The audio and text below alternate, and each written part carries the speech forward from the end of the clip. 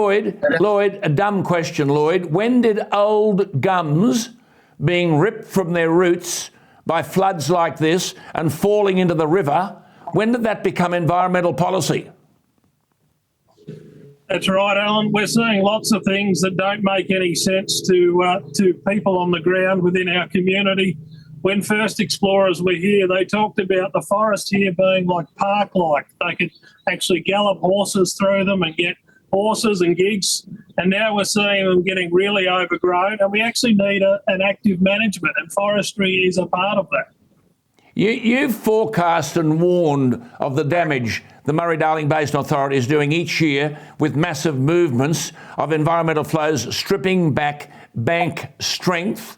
I mean, officials have taken no notice of you. Have they tried to silence you, or do they just ignore you? Because here's proof of their stupidity. Absolutely, Alan. They seem to give us a wide berth. Our part of the Mid-Murray region has been continually ignored when it comes to the Murray-Darling Basin Plan.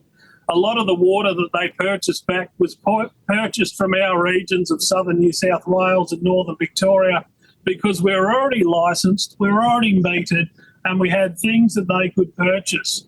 Now when it comes to environmental degradation, they also apply the same brush. They give us a wide berth. They don't hold any community meetings here. They hold them 3 or 4 hours away and expect people who voluntarily try to advocate for the health of our river to give up their time away from their families and work just to make a difference.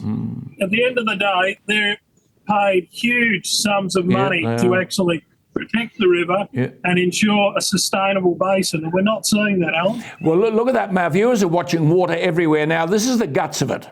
Didn't Daniel Andrews, an election coming up, every night I talk about issues that were sufficient to put Daniel Andrews into pasture, didn't he kill off what you call there the Big Buffalo project? That would have seen Lake Buffalo expanded from its 23.9 gigalitre capacity to 1,000 gigalitres.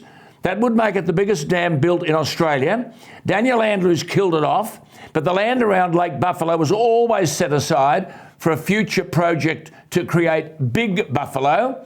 Now, this is what we see, surely. Alan, I'm 44 years old and there has not been a new dam built in Australia in my lifetime.